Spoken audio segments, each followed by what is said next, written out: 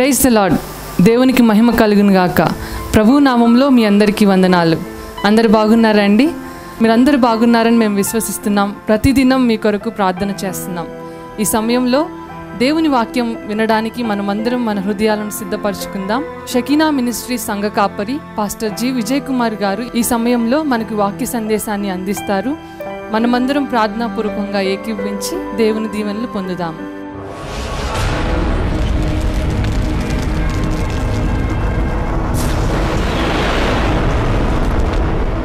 ద్వితీయోపదేశకాండం 33వ అధ్యాయం 24వ వచనము నుండి, ఆషేరును గురించి ఎట్లనెను, ఆషేరు తన సహోదరుల కంటే ఎక్కువగా ఆశీర్వదింపబడును.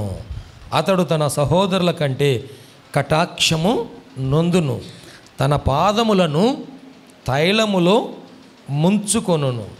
నీ కమ్ములు ఇనుపవియు ఇత్తడివియునై యుండును. నీవు బ్రతుకు దినములలో నీకు విశ్రాంతి కలుగును. యెషూరును దేవుని పోలిన వాడెవడును లేడు. ఆయన నీకు సహాయము చేయుటకు ఆకాశవాహనుడై వచ్చును. మహోన్నతుడై మేఘవాహనుడగును. శాశ్వతుడైన దేవుడు నీకు నివాస స్థలము. నిత్యముగా నుండు బాహువులు నీ క్రింద ఉండును. ఆయన నీ ఎదుట నుండి శత్రువును వెళ్ళగొట్టి నశింపచేయును అనెను. దేవునికి స్తోత్రం. దేవుడి వాక్య భాగం మన వినికిడిలో దీవించును గాక. ఆమేన్. ఈ ద్వితీయోపదేశకాండం 33వ అధ్యాయము ఎవరు పలికిన మాటలు అంటే, దైవజనుడైన మోషే, ఆయన మృతి నొందక 33వ అధ్యాయము 1వ వచనం చదువుకుందాం. దైవజనుడైన మోషే మృతి నొందక మునుపు అతడు ఇశ్రాయేలీయులను దీవించిన విధము ఇది.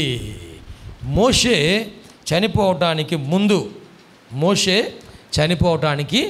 ముందు ఆయన ఇశ్రాయేలీయులు 12 గోత్రముల వారిని పిలిచి వారిని అందరినీ కూడాను ఆశీర్వదించెను. దేవునికి మహిమ కలుగును గాక. ఎవరి దీవెన చొప్పున ఆయన వారికి దీవెన ఇచ్చున్నాడు. మనందరికీ తెలుసు, ఇక్కడ 12 గోత్రాలలో నేను చదివిన లేఖనాల్లో ఏ గోత్రం వారికి సంబంధించింది అంటే ఆషేరు గోత్రానికి సంబంధించిన మాటలు నేను చదివాను, ఆశీర్వచనాలు చదివాను. ఈ అంశాలు ఈరోజు మనం ధ్యానం చేసుకుందాం. ఈ అంశాలన్నీ కూడా మనందరికీ నూతన వాగ్దానములు అగునుగాక. ఈ 12 గోత్రాల వారిని మోషే తను చనిపోబోయే ముందు వారిని ఆశీర్వదించాడు. దానికంటే ముందు యాకోబు కూడాను ఆయన చనిపోక మునుపు తన 12 మంది బిడ్డలను ఆశీర్వదించాడు. ఆదికాండము 49వ అధ్యాయము 1వ వచనం చూడండి.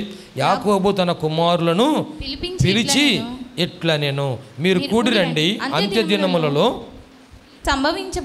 మీకు సంభవింపబోవు సంగతులను మీకు తెలియజేసేదను. యాకోబు ఆయన అందరినీ ఆశీర్వదించుతూ ఏమంటున్నా అంటే, అంత్య దినాల వరకు మీకు ఏమేమి జరగబోతున్నాయో నేను మీకు తెలియజేస్తున్నాను. ఇందులో 49వ అధ్యాయంలో 20వ వచనం చూడండి. 20వ వచనం, ఆషేరు గోత్రాన్ని, ఆషేరుని కుమారుణ్ణి ఆశీర్వదిస్తూ ఆ గోత్రానికి ఏం మేలు జరగబోతుందని చెబుతున్నాడు. ఆషేరు నొద్ద శ్రేష్టమైన ఆహారము కలదు, రాజులకు తగిన మధుర పదార్థములను అతడు ఇచ్చును. ఆషేరు గురించి ఒక ప్రవచనము, ఒక వాగ్దానము, ఒక దీవెన ఆయన తెలియజేస్తున్నాడు. 28వ వచనం చూడండి. ఇవి అన్నియు ఇశ్రాయేలు 12 గోత్రములు వారి తండ్రి వారిని దీవించుచు వారితో చెప్పినది ఇదే, ఎవరి దీవెన చొప్పున వారిని దీవించెను. దేవునికి స్తోత్రం చేద్దామా. యాకోబు తాను చనిపోబోయే ముందు దేవుడు ఆయనకేం చెప్పాడంటే, నీవు ఈ లోకాన్ని విడిచిపెట్టే సమయము ఆసన్నమైంది. దేవునికి మహిమ కలుగును గాక. నీవు ఈ లోకాన్ని విడిచిపెట్టే సమయము ఆసన్నమైంది అంటే, మన పితరులు అబ్రహాము కానీ, ఇస్సాకు కానీ, యాకోబు కానీ వారి మరణదినము కూడా వారికి తెలిసింది. దేవునికి స్తోత్రం అండి. రాత్రి ఒక మాట చెప్పాం, పాస్టర్ గారి అల్లుడు గారంట కుమార్తెకి వివాహం చేశారు. 5 నెలలైంది వివాహమై. ఇప్పుడు శుభవార్త, కుమార్తెకి పరీక్ష చేస్తే డాక్టర్ గారు చెప్పారు, అమ్మ నువ్వు గర్భవతిగా ఉన్నావు. చాలా సంతోషం. అల్లుడు గారికి కువైట్లో జాబ్ వచ్చింది. చాలా సంతోషం. వెళ్ళబోతున్నాడు, దానికోసం రెడీ అవుతున్నారు, ప్రిపేర్ అవుతూ ఉన్నారు. ఇటువంటి ఆ కుటుంబంలో సంతోషంగా ఉన్న పరిస్థితుల్లో నిన్న అల్లుడు గారు ఇంటికి వచ్చాయంట. ఇంటికి వచ్చినప్పుడు వారు అందరూ సంతోషంగా ఉదయాన్నే కుమార్తె జాబ్కి వెళ్తుంది, నాకు టైం అయిపోయింది మరి నేను వెళ్తాను అంటే వాళ్ళ ఇంట్లో మరి టిఫిన్ ఏర్పాటు చేస్తున్నావా, రెడీ అవ్వంటే ఓకే అని చెప్పేసి నేను బాత్రూమ్కి వెళ్ళి వస్తానని వెళ్ళాయంట. బాత్రూమ్కి వెళ్ళి రావడంతోనే కూర్చున్నాడు, మాట్లాడుతూ ఉన్నాడు, టిఫిన్ పెడతా ఉన్నారు. ఇంతలోకి మాట్లాడుతూనే ఉన్నాడు, పడిపోయాడంటే. మాట్లాడుతూనే ఉన్నాడు, పడిపోయాడు. ఏంటంటే హార్ట్ స్ట్రోక్ వచ్చిందంట, గుండె పోటు వచ్చేసింది. ఒకసారి హార్ట్ స్ట్రోక్ వచ్చేసింది, పడిపోయాడు. పడిపోయిన బిడ్డ మాట్లాడలా. వెంటనే హాస్పిటల్ తీసుకెళ్ళారు. పరీక్ష చేసిన డాక్టర్ గారు అన్నారు, ఇతనికి చనిపోయాడు, హార్ట్ స్ట్రోక్ వచ్చి చనిపోయాడు. ఈసీజీ ఇవన్నీ పరీక్ష చేశారు, చూశారు, హార్ట్ స్ట్రోక్ వచ్చి పడిపోయాడు. ఎంత వయసు? పెళ్ళైన తర్వాత 5 నెలలే. పెళ్ళైన తర్వాత 5 నెలలు. హార్ట్ స్ట్రోక్ ఏ ఏజ్లో వచ్చింది? ఏ వయసు ఉన్న వారికి వచ్చింది? మగవాళ్ళకి వచ్చిద్దా, ఆడవాళ్ళకి వచ్చిద్దా, పిల్లలకు వచ్చిద్దా, పెద్దవాళ్ళకి వచ్చిద్దా, ముసలికి వచ్చిద్దా, యవనస్తులకు వచ్చిద్దా? ఎవరికి అర్థం కాని పరిస్థితులు ఈరోజు ఉన్నాయి. ఎవరి మరణం ఎప్పుడు ఎవరికి తెలియట్లా. కానీ యాకోబుకి దేవుడు చెప్పాడు, నీవు ఈ లోకాన్ని విడిచిపెట్టి నా దగ్గరికి రాబోతున్నావు. గట్టిగా చప్పట్లు కొడుతూ దేవునికి మహిమ చెల్లిద్దామా? యెహోవా భక్తుల మరణము ఆయన దృష్టికి విలువ కలిగినది. మన జీవితం ఆయనకి విలువైంది, మన యొక్క బ్రతుకు ఆయనకి విలువైంది, మన కుటుంబం ఆయనకి విలువైంది, మన మరణం కూడా ఆయన దృష్టిలో విలువైనది. దేవునికి స్తోత్రం అండి. అందుకనే మన దేవుడు మనల్ని దీవించినట్టుగా ఏ జనమును ఏ దేవుడు ఎప్పుడు దీవించలేదు, దీవించబోడు. దేవునికి స్తోత్రం. హల్లెలూయా. మా దేవుడు మమ్మును ఆశీర్వదించను. దేవునికి స్తోత్రం అండి. ఇక్కడ 2 వ్యక్తులు, 2 ప్రవక్తలు ప్రవచనాలు తెలియజేస్తున్నారు. ఎవరు? ఒక ఆయనేమో యాకోబు మోసగాడా ప్రవక్త? యాకోబు మోసగాడా ప్రవక్త? యాకోబు ఆ పేరుకి అర్థము, ఒక అర్థమేమో మోసగాడు, ఒక అర్థమేమో మడిమను పట్టుకొనినవాడు. ఏమండి? ఒక అర్థమేమో మోసగాడు, ఒక అర్థమేమో మడిమను పట్టుకొనినవాడు. కానీ యవ్వన ప్రాయంలో ఆయన మోసం చేశాడేమో, పుట్టినప్పుడు మడిమ పట్టుకున్నాడేమో, కానీ ఇప్పుడు వృద్ధాప్యంలో తన దినములు నిండిన తర్వాత చివరికి ఆయన ఇప్పుడు ఎలాగున్నాడంటే ఒక ప్రవక్తగా మార్చబడ్డాడు. దేవునికి మహిమ కలుగునుగాక. హల్లెలూయా. గడిచిన దినముల్లో నువ్వు ఎలాగున్నావో, మోసగించే వ్యక్తిగా ఉన్నావో, మోసపోయిన వ్యక్తిగా ఉన్నావో, కానీ ప్రభు దగ్గరకు రాగానే నీ జీవితం అంతా కూడాను ప్రభువు మార్చివేసి నిన్ను ఇతరులకు ఒక ప్రవక్తగా ఆయన నిలబెట్టెనుగాక. ప్రేమైన దేవుని బిడ్డలు గమనించండి, ఇక్కడ యాకోబు చెప్పిన ప్రవచనము, మోషే చెప్పిన ప్రవచనము, ఈ 2 మాటలు కూడా మనం జ్ఞాపకం చేసుకుంటే ఆషేరును గురించి శ్రేష్టమైన మాటలు తెలియజేయబడ్డాయి. ఈ ఆషేరు ఎవరు? ఈ ఆషేరు ఎవరు? యాకోబు యొక్క కుమారుడు. ఆదికాండం 30వ అధ్యాయం 12-13 వచనాలు చూడండి. ఆదికాండం 30వ అధ్యాయం. లేయా దాసి అయిన జిల్పా యాకోబునకు రెండవ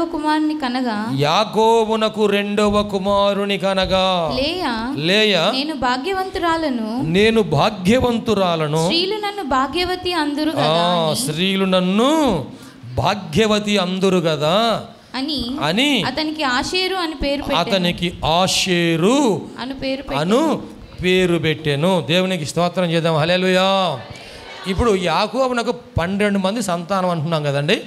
ఈ 12 మంది సంతానములో ఈ ఆషేరు ఆ తల్లి ఎవరంట?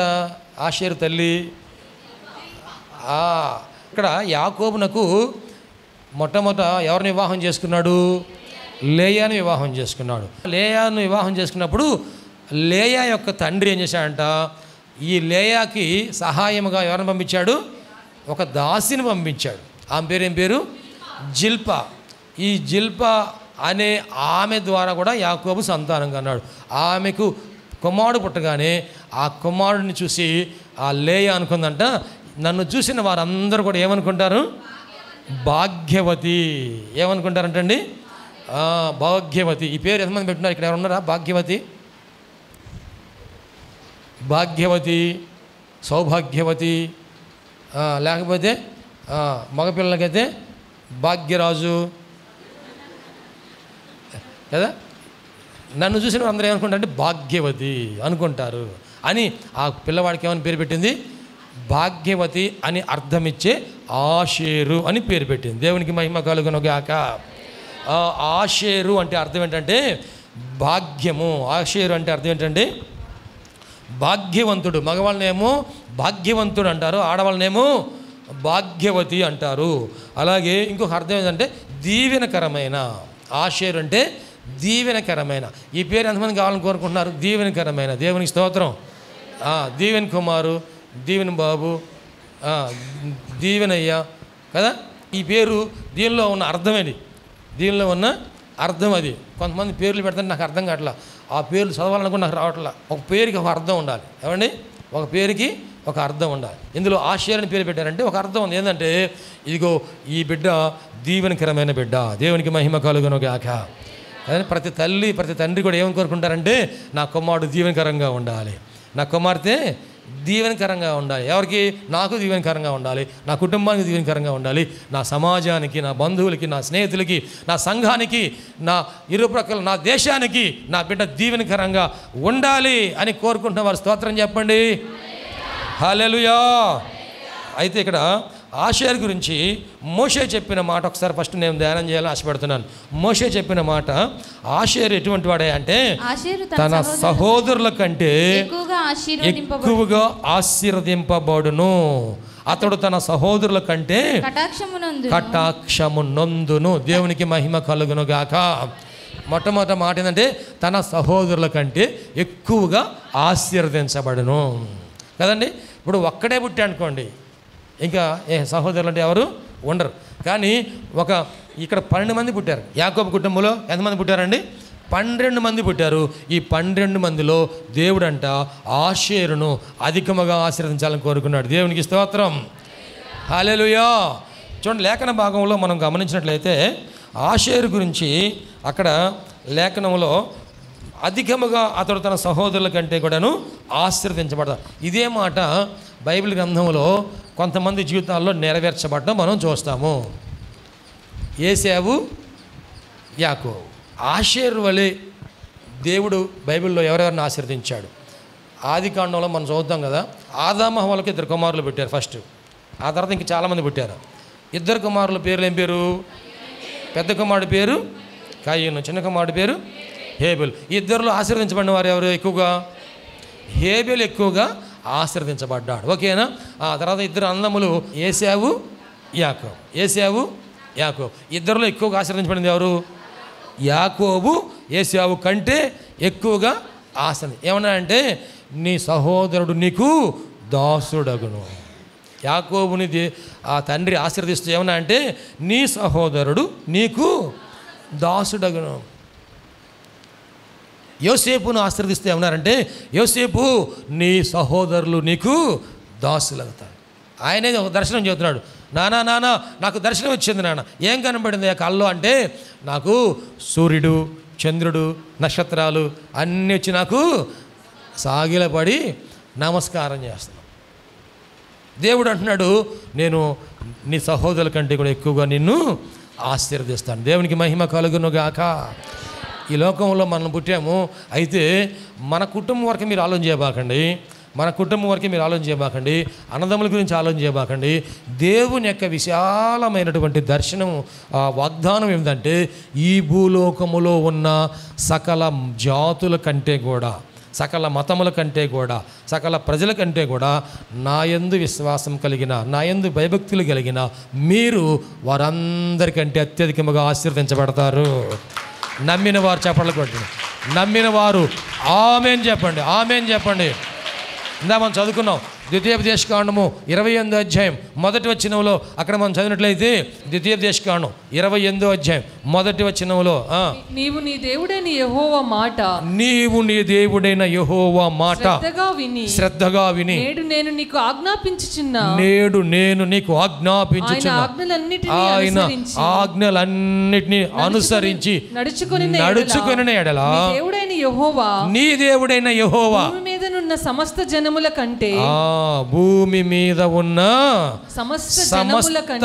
కంటే ఒక్క నిమిషం ఆగమ్మా. భూమి మీద ఎన్ని జనాలు ఉన్నారు ఏమండి? భూమి మీద అనేక రకాల జనాంగాలు ఉన్నారు, అనేక రకాల జనాలు ఉన్నారు, అనేక రకాల జనాంగాలు ఉన్నారు. అనేక మంది ఏమంటున్నారంటే ఇదిగో మా దేవత పలానా వారు, మా దేవుడు పలానా వారు, మా మతం పలానది, మా ఆచారాలు పలానవి, మా సంప్రదాయాలు పలానవి అని రకరకాలుగా చెప్పుకుంటూ ఉన్నారు. వారందరూ అనేక రకాల జనాంగాలు ఉన్నారండి. కొంతమంది భూమి మీద ఉన్న దేవతను పూజిస్తున్నారు, కొంతమంది ఆకాశంలో ఉన్న నక్షత్రాలు పూజిస్తున్నారు, కొంతమంది అడవిలో ఉన్న చెట్టును పూజిస్తున్నారు కదండి. రకరకాల జనాంగాలు ఉన్నారు. అయితే దేవుడు అంటున్నాడు, నీ దేవుడైన యెహోవా మాట నీవు శ్రద్ధగా ఎలాగే ఆలకించాలంటండి? కళ్ళు మూసుకొని కళ్ళు తెరిచా, కళ్ళు మూసుకొని కళ్ళు తెరిచా, ముసుగేసుకొని కళ్ళు మూసుకుంటే యేసు రక్తమే చేయం. నీ దేవుడైన యెహోవా మాట నువ్వు ఎలా వినాలి? శ్రద్ధగా విని వాటిని అనుసరించి నడుచుకున్న ఎడల నీ దేవుడైన యెహోవా భూమి మీద ఉన్న సమస్త జనముల కంటే నిన్ను హెచ్చించును. దేవునికి మహిమ కలుగును గాక. హల్లెలూయా, హల్లెలూయా. ప్రేమైన దేవుని బిడ్డలారా, సమస్త జనముల కంటే నిన్ను ఆయన హెచ్చేస్తాడు. ఒక మాట జాగ్రత్తగా వినండమ్మా. ఇశ్రాయేలు దేశం మీద ఇప్పుడు యుద్ధం జరుగుతూ ఉంది. ఇశ్రాయేలీలు పాలస్తీనులు యుద్ధం జరుగుతూ ఉంది. భూమి మీద చాలా దేశాలు ఉన్నారు, కానీ ఈ ఇశ్రాయేలు దేశం వారంట భూమి మీద దేవుడు ఏర్పాటు చేసుకున్న జనాంగముగా ఉన్నాడు. ఈ మాట వారిని ఉద్దేశించి దేవుడు రాయించాడు. నీవు ఆయన మాట శ్రద్ధగా వింటే ఆయన ఈ భూమి మీద ఉన్న అన్ని జనాంగాల కంటే ఎక్కువగా హెచ్చుగా ఆశీర్వదిస్తా అన్నాడు. ఒకసారి వినండి. అక్కడ ఒక్క 20 నిమిషాల్లో 5,000 బాంబులు వేశారంట. 5,000 బాంబులు వేశారంట. అంటే మేము విన్నారా? 5,000 బాంబులు వేస్తే వీరేం చేశారంటే ఏ శత్రువు ఏ బాంబు వేసినా సరే దానికి విరుగుడుగా ముందుగానే వీళ్ళు దేవుడిచ్చిన జ్ఞానము చొప్పున వచ్చే బాంబులన్నిటినీ, వచ్చే రాకెట్లన్నిటినీ కూల్చివేసే ఒక వ్యవస్థని ఏర్పాటు చేశారు. ఏమంటారు దాన్ని? డోమ్, ఏదో ఒక డోమ్. ఇప్పుడు రాకెట్లు ఈ వీళ్ళ దేశం మీదకి వస్తుంటేనంట ఆ బాంబులు, రాకెట్లు అంటే పెద్ద పెద్ద బాంబులు, అవాయిసవాలు కాదు, పెద్ద పెద్ద బాంబులు. ఆ బాంబు ఒక్క బాంబు పడితే ఒక 5 అంతస్తుల అపార్ట్మెంట్ కూలిపోయిందండి, కాలిపోయింది. అంత పెద్ద పెద్ద బాంబులు, 100 మంది చనిపోతారు. మొన్న ఒక హాస్పిటల్ మీద బాంబు పడింది. ఎవరైనా అంటే ఆ టెర్రరిస్టులే వాళ్ళ దేశంలోనే బాంబును ప్రయోగించారు. అదేమైందంటే గురి తెప్పి ఇస్రాయల్ దేశం మీదకి రావాల్సింది ఆ దేశంలోనే పక్కన ఉన్న ఒక పెద్ద హాస్పిటల్ మీద పడిపోయింది. అందులో 500 మంది దాదాపు చనిపోయారు. దాదాపు 500 మంది చనిపోయారు. అంటే ఒక్క బాంబుకి ఎంతమంది చనిపోయారంట? అక్కడ దాదాపు 500 మంది చనిపోయారంట. అటువంటి బాంబులు వారు ఎప్పుడైతే ప్రయోగించారో వీళ్ళ దగ్గర ఆ వచ్చే బాంబు రాకెట్ని గమనించి ఆ రాకెట్ ఎంత హైట్లో వస్తుందో, ఏ దిశలో వస్తుందో దానిని గమనించి వీళ్ళ దగ్గర ఉన్నటువంటి రాకెట్లు వెళ్ళి ఆ వచ్చే బాంబుల్ని ఆకాశంలోనే కాల్చేయాలి. ఇంకా భూమి మీద పడితే ప్రాణ నష్టం, ఆస్తి నష్టం జరిగేది. కానీ ఆకాశంలో కాల్చివేస్తే ఆకాశంలోనే సౌండ్ వచ్చేది, ఆకాశంలో మంట వచ్చేది, ఆకాశంలోనే బూడిదైపోయేది. దీపావళి పండుగ అయితే అంతకంటే ఏమీ కాదు, అవునా? అట్లాగా వ్యవస్థ వారు ఏర్పాటు చేసుకునే కృప దేవుడు వారికి ఇచ్చాడు. దేవునికి మహిమ కలుగునుగాక. చూడండి, ఆ దేశంలో ఇప్పుడు యుద్ధం ప్రారంభమైన కానీ వాళ్ళు మాకేం భయం లేదు, మేము గెలుస్తాము ధైర్యం చెబుతున్నారు. దేవునికి స్తోత్రం, హల్లెలూయా. ఆ భూమి మీద ఉన్న అన్ని సమస్త వంశముల కంటే, సమస్త జాతుల కంటే నిన్ను అత్యధికముగా నేను ఆశీర్వదిస్తాను. ఇంకొక మాట ఎబ్బేజ్ గురించి కూడా మనం చదువుకుందాం. మొదటి దినవృత్తాంతముల గ్రంథములో 4వ అధ్యాయము 9వ వచనం. ఎబ్బేజు తన సహోదరుల కంటే ఎబ్బేజు తన సహోదరుల కంటే ఘనము పొందిన వాడే ఉండెను, ఘనత పొందిన వాడై ఉండెను. వేదన పడి ఇతని కంటినని. చాలు ఎబ్బేజు తన సహోదరుల కంటే కూడా ఘనము పొందిన వాడై ఉండెను. దేవుడు భూమి మీద ఉన్న సకల జనముల కంటే కూడా మనల్ని ఎలా చేయాలనుకుంటున్నాడంటే ఘనత నొందిన వారుగా, గొప్పవారిగా ఆశీర్వదించాలని కోరుకుంటున్నాడు. అన్ని విషయాలు దేవుడు నిన్ను గొప్ప చేయాలని ఆశపడుతున్నాడు. దేవునికి మహిమ కలుగును గాక. నేను పిల్లలను పెంచి, యెషయా గ్రంథం 1వ అధ్యాయం 2వ వచనం, నేను పిల్లలను పెంచి గొప్పవారినిగా. మనల్ని ఎలా చేయాలి దేవుడు కోరుకుంటున్నాడండి? నీవు గొప్ప వ్యక్తిగా ఉండాలి దేవుడు కోరుకుంటున్నాడండి. నీ బంధువులందరిలో కూడా, మీ చుట్టుప్రక్కల ఉన్న వారు అందరిలో కూడా దేవుడు నిన్ను ఎలా చేయాలనుకుంటున్నా అంటే గొప్ప వ్యక్తిగా. కొండ మీద ఉండు పట్టణము అది మరుగై ఉండనేరదు. కొండ మీద ఉండే పట్టణము మరుగై ఉండనేరదు. అక్కడి నుంచి చీకటి పడినా కానీ అక్కడ ఏ కనపడుతూ ఉంటుంది? లైట్లు కనపడుతూ ఉంటాయి, వెలుగు కనపడుతూ ఉంటుంది కదా. కొండ మీద ఉండే పట్టణం పగలేమో మీరు అందరికీ బాహాటం కనపడుతూ ఉంటుంది. చీకటి పడినా సరే దానిలో నుంచి వెలుతురు కనపడుతూ ఉంటుంది. ఇదిగో కొండ మీద అంత ఘనమైన పట్టణము కనపడుతూ ఉంది. నిన్ను దేవుడు అన్య జనముల మధ్యలో, నీ చుట్టుప్రక్కల ఉన్న ప్రజలందరి మధ్యలో అంత గొప్ప వ్యక్తిగా ఆశీర్వదించాలని కోరుకుంటున్నాడు. దేవుని స్తోత్రం. నీ క్లాసులో ఎంతమంది ఉన్నా సరే వాళ్ళందరిలో నేను ఏం చేస్తా? దేవుడు గొప్పవారిగా చేస్తాడు. దేవునికి మహిమ కలుగును గాక. ఏమండి, మీరు ఏ ప్రాంతంలో ఉన్నా సరే, ఏ ఏరియాలో ఉన్నా సరే, మీ బజారులో మీ కుటుంబాన్ని దేవుడు గొప్పగా చేయాలని ఆశపడుతున్నాడు. ఆమేన్. నేను అలాగా దేవుని యొక్క దీవెని పొందుకుంటాను. స్తోత్రం చెప్తారా? నిన్ను ఎంత గొప్పగా చేస్తాడంటే, ఇదిగో నీకు ఇల్లే లేదనుకుంటున్నావేమో కానీ ఆ స్థలములో దేవుడు నీకు ఒక స్థలం సిద్ధపరచును గాక. ఆ స్థలములో నిన్ను దేవుడు ఎంత ఇల్లు కట్టిస్తాడంటే అందరూ చూసినట్లుగా. ఒక స్లాబ్ వేసావు, కనబడుతున్నావా? అందరికీ కనబడుతున్నా, పక్కింటి కనబడుతున్నావు. అందుకని దేవుడు ఏం చేస్తున్నాడు? నా బిడ్డ 2 స్లాబ్ కూడా వేయమన్నాడు. 2వ స్లాబ్ వేస్తే ఇప్పుడు డాబా మీద ఉన్న వాళ్ళు కూడా పైకి చూస్తున్నారు. దేవునికి స్తోత్రం, హల్లెలూయా. ఇంతేకాదు ఇంకా 3 స్లాబ్ వేయమన్నాడు. ఇప్పుడు 4వ స్లాబ్ వేయమన్నాడు. ఇప్పుడు ఊరు మొత్తం కూడాను పైకి చూస్తా ఉన్నారు. నేను దేవుడు అంత గొప్పగా హెచ్చించాలి కోరుకున్నాను. దేవునికి స్తోత్రం, హల్లెలూయా. నీవు ఆశీర్వదించబడకపోతే ఈ స్థాయిలోకి రాలేవు. నువ్వు దీవించబడకపోతే ఈ స్థాయిలోనికి రాలేవు. దేవుడు నిన్ను ఘనముగా హెచ్చించాలి.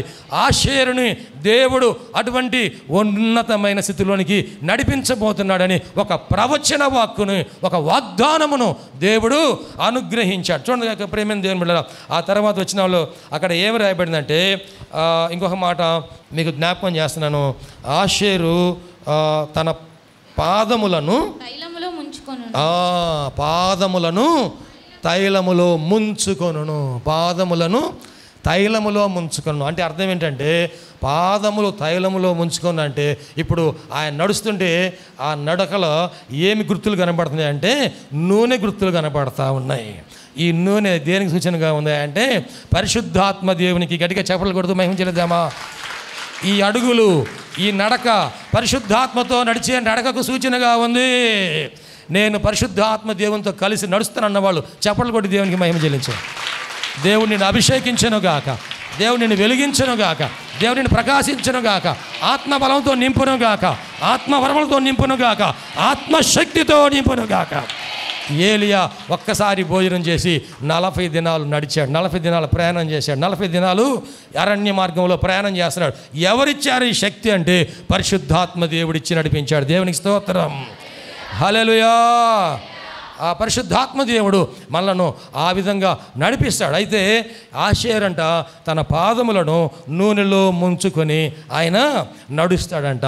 పరిశుద్ధాత్మ నిత్యము కూడా మనకు తోడుగా ఉండి మన నడకలను ఆయన బలపరచునుగాక, మన అడుగులను స్థిరపరచునుగాక.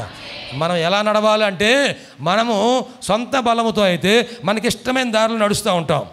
కానీ పరిశుద్ధాత్మ దేవుడు ఏ మార్గం నడిపిస్తా అంటే యేసయ్య నడిచిన అడుగుల్లో అడుగు వేసుకుంటా ఆయన మనలను నడిపించే దేవుడు. దేవునికి స్తోత్రం.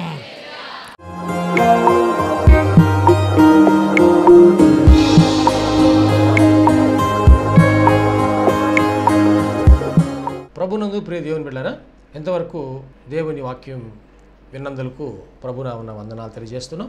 మనం అందరం ప్రార్థనలో ఏకీవిద్దాం. తలలు వంచి కనులు మూసుకొని ప్రార్థనలో ఏకీపిద్దామండి. ప్రార్థించుకుందాం. మహోన్నతుడైన దేవ, పరిశుద్ధుడైన మా ప్రభువా, నీ పరిశుద్ధమైన పాదములకు వందనాలు. ఇదిగో నాయన, ఈ వాక్యము ద్వారా మాతో మీరు మాట్లాడినందుకు వందనాలు ప్రభా. అవును, నువ్వు సజీవుడైన దేవుడు అయ్యా, మాట్లాడే దేవుడవు ప్రభా. ఈ వాక్యం మా హృదయంలో పదిలిపరుచుకుంటూ సహాయం చేయండి. సంపూర్ణమైన మారు మనసు మాకు దయచేయండి. పాప క్షమాపణ అనుభవం మాకు దయచేయండి. రక్షణ ఆనందం మాకు దయచేయండి ప్రభువా. ఈ అనారోగ్యములు, బలహీనతలు, సమస్యలు, శోధనలు, సైతాను ఆటంకాలు అన్నీ కూడా యేసుక్రీస్తు నామములో తొలగించండి నాయన. పరిశుద్ధాత్మ దేవ, మీ కార్యం జరిగించండి అయ్యా. మీరు మాకు తోడుగా ఉండి దీవించండి. మమ్మల్ని, మా కుటుంబం జ్ఞాపకం చేసుకోండి. మా బిడ్డలు మీరు ఆశీర్వదించండి ప్రభువా. మా కుటుంబంలో రక్షణ ఆనందం సంపూర్ణంగా దయచేయండి. ఎటువంటి అవసరాలని మీకు తెలుసునైనా ప్రతి అవసరతలో కూడా మాకు సహాయం దయచేయండి. అన్ని విషయాలు కూడా మీరు దీవించండి. ఈ టీవీ ప్రోగ్రాం చూసిన ప్రతి ఒక్కరిని పేరు వరుసన మీరు దీవించి రక్షించి మీరు అక్కడ కొరకు సిద్ధపరచండి. మంచి భవిష్యత్తును వారికి దయచేసి మీ కృపలో మీరు వర్ధలు చేయమని నీకే సమర్పణ చేసుకుంటూ యేసయ్య పరిశుద్ధ నామములో స్తుతించి ప్రార్థించి వేడుకుంటున్నాము తండ్రి. ఆమెన్. తండ్రి, కుమార, పరిశుద్ధాత్మ త్రియేక దేవుని దీవెన తోడుగా నడిపించను గాక. Amen, amen, amen. మీ అందరికీ ప్రభునామన వందనాలు. దేవుడు మిమ్మల్ని దీవించను గాక. ఆమెన్. ప్రభునందు ప్రియమైన సహోదరి సహోదరులందరికీ షకీనా ప్రార్థనా మందిరం తరపున హృదయపూర్వక వందనాలు తెలియజేస్తున్నాం. దేవుని కృప వలన 2012వ సంవత్సరంలో 350 గజముల స్థలంలో ఈ మందిరం నిర్మించుకోవడానికి ప్రభు కృపించారు. 2016వ సంవత్సరంలో నూతన స్థలం 180 గజముల స్థలం తీసుకోవడానికి ప్రభు సహాయం చేశారు. ఈ సమయంలో ఈ స్థలం అంతటిలో కూడాను మందిరం నిర్మించుకోవడానికి ప్రభు ఏర్పాటు చేసి ఉన్నారు కనుక ఈ మందిర నిర్మాణం, పాత మందిరం తీసివేసి నూతన మందిర నిర్మాణం కార్యక్రమం ప్రారంభించబడిందని దయచేసి ఈ మందిర నిర్మాణం కొరకు మీరు అందరూ ప్రార్థన చేయాలని, ప్రేరేపించబడిన వారందరూ కూడాను ఈ మందిర నిర్మాణంలో 106 అడుగుల పొడవు 45 అడుగుల వెడల్పు కలిగిన ఈ స్థలం అంతట్లో మందిర నిర్మాణం స్లాబ్ వేయటం జరుగుతుంది కనుక దయచేసి ప్రేరేపించబడిన వారందరూ కూడా మీ ఆర్థిక సహాయ సహకారాలు అందించి ప్రార్థించి మీరు దీవించబడాలని ప్రభునామన మనవి చేస్తున్నాం. ఈ స్క్రీన్ మీద చూపించబడుతున్న నంబర్కు మీరు ఫోన్పే కానీ, గూగుల్ పే కానీ, లేక మా అకౌంట్ నంబర్కి మీరు కానుక పంపించి సహాయం చేయాల్సిందిగా కోరుతున్నాం. లేక మీరు ప్రత్యక్షంగా వచ్చి ఈ మందిర నిర్మాణ కార్యక్రమాన్ని చూసి మీరు కానుక అందించి దీవించబడాలని ప్రభునామన మనం చేస్తాం. ప్రభు మనందరికీ తోడుగా ఉండి ఆశీర్వదించును గాక. ఆమె. షకీనా ప్రార్థనా మందిరంలో ఆదివారపు ఆరాధనకు మా ఆహ్వానం. అనారోగ్యంతో బాధపడుచున్నారా? దురాత్మలతో పీడింపబడుచున్నారా? పాపపు అలవాట్లు మానలేకపోతున్నారా? కుటుంబ సమస్యలతో కృంగిపోతున్నారా? భవిష్యత్తు గురించి భయపడుచున్నారా? షకీనా ప్రార్థనా మందిరానికి ఇదే మా ఆహ్వానం. రక్షణానందం పొందడానికి, ఆరోగ్యము, ఆశీర్వాదం పొందడానికి, పరిశుద్ధాత్మ అభిషేకం పొందడానికి, ప్రభు రాకడ కొరకు సిద్ధపడుటకు ఆదివారం ఉదయం 7:30 గంటలకు జరుగు ఆరాధనకు అందరికీ ఇదే మా ప్రేమపూర్వక ఆహ్వానం. షకీనా మెలోడీస్ అను మా పాట DVDలు, CDలు మరియు పాటల పుస్తకములు మా యొద్ద లభించును మరియు గుంటూరులోని ప్రబోధ బుక్ స్టాల్ నందు మీకు లభించును. ఈ సందేశం మీకు ఆశీర్వాదకరంగా ఉందని నమ్ముచున్నాం. మీ ప్రార్థన అవసరతలకు మరియు మరిన్ని వివరములకు సంప్రదించవలసిన మా address pastor G. Vijay Kumar గారు, షకీనా ప్రార్థనా మందిరం, శారదా కాలనీ, 32వ లైన్, గుంటూరు. మా ఫోన్ నంబర్స్ 9963242497 మరియు ఒక నంబర్ 8885539777.